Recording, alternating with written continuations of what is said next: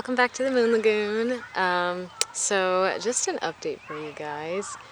I have done a lot of that noise is like some kids at the playground, and I actually kind of thought it was appropriate to be able to kind of hear them doing their little kid stuff while I'm talking because after I went to I went through Santa Cruz, which I think I'll have already shared the video by the time I post this one. I'm not entirely sure.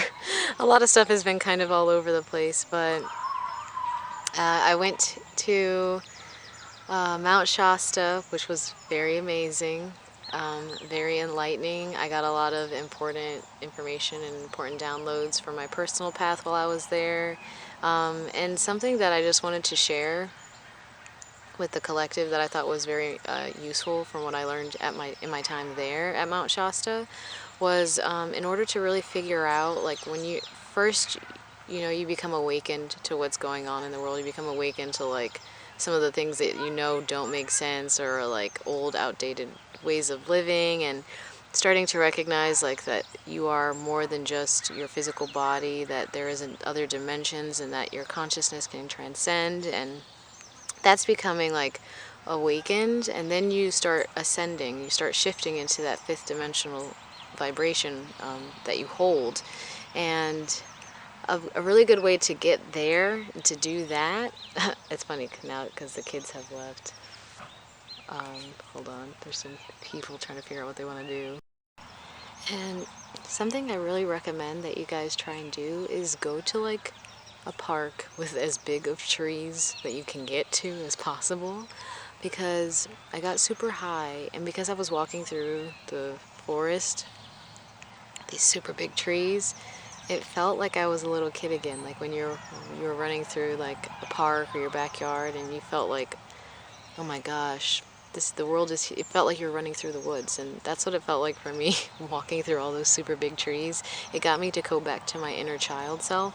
And when I got back there, I really took some time to really recognize the personality that I had before I took on any of my parents' trauma, or any of my generational curses and stuff, like them taking things they hadn't healed and putting them onto me, and trying to remember like stories that I heard about things that I really liked, or things that I did, and the way that I would respond before I started altering who I was, because that's the true me, the person that I need to get back to in order to continue on my 5D path. Because once you figure out those things, the things that made you who you truly were as a child were supposed to stay with you into your adult self to prepare you for when you were going to ascend. And so I've been connecting to those things. I really recommend that you think about all the things that you really liked as a kid before your parents like maybe tried to shift your interest, things that you always felt super passionate about, and then take a look at more than just that. Don't just notice what it was, then look at it and be like, does this still apply to my life? In what ways does this still resonate with me? Because that can be very important in helping you identify if you're being true to who you really are, or if a lot of you still needs to be like released and transformed. Another thing I really noticed as well was that thinking about the way that you responded to things as a child can also be very important, especially if you're surprised when you hear stories and they tell you like, oh yeah, you did this and this and that, and you're like, really? That doesn't sound like me now. It's because a lot of stuff has happened to change that. But try and go back into that energy, because it's probably going to be very useful for you. Because once you figure all these things out and you're able to remember that kid again and what that child was truly passionate about and what you truly wanted to go for, implementing that into your fifth dimensional self will help you integrate into your fifth dimensional self. And then once you're shifting more into your 5D energy, you're going to recognize that you have a different kind of purpose here on Earth. Based on that, based on your interests, there are going to be different things that you're actually supposed to be doing. And the best way to figure that out is to then take a look at all the things that you have in your life now, as far as your interests, that you keep really close to you. And the best way to figure this out is actually, my best analogy is, because I've been living in my car, I've been only keeping, a certain amount of things in my car. So imagine that if you had to take everything you owned and put it into your car, there'd be certain things you'd have to leave behind out of your bedroom or your house or whatever, what would be the things that you would put for sure into your car? Those are going to be the things that are truly important to you. And then once you figure out what those things are, take a look at those things and see how they reflect on what you're supposed to be doing for your path, for your life, for your purpose. Because those, I'm telling you, they're definitely going to have really useful information for you. It looks like there's something like sticking out of my neck. It looks really funny. But yeah, I just really wanted to share that because it's been very helpful for me in figuring out and recognizing like what I'm supposed to be doing on my path truly, the things that I was truly passionate about as a child and really longed to do. Being able to implement that into what I do now feels natural, it feels right, and resonates, especially based on the things that I still hold close to me in my car.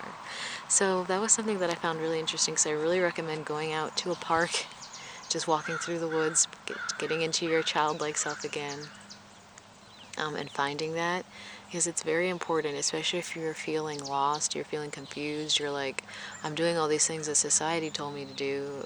Shouldn't I be happy? Shouldn't I be this? Shouldn't I be that? And you're not feeling that way. It's because it's not that programming isn't made for you to thrive. That programming is made for you to be subservient. And so I really recommend that you do that. There's some people kind of like picnicking not too far from me, so I don't want to talk too much, but I really wanted to share that with you guys. I'm really thankful for everyone who's still following me on this journey and keeping up with all of my changes with me as well, because like I said before, Saturn and Pluto are still on my first house, so I am still truly being dismantled and reformed. But I am thankful for everyone who supported me along the way. I hope you're watching your readings for your signs, for your sun, moon, and rising, because I've been getting a lot of information I think is important for people who are trying to shift into their new path, into their 5D self. I've been noticing a lot of that coming up for people in my readings, so definitely check those out. But thank you guys for watching. I hope you are making those changes in your life before it's too late, and I hope to see you on the next video. Peace and love.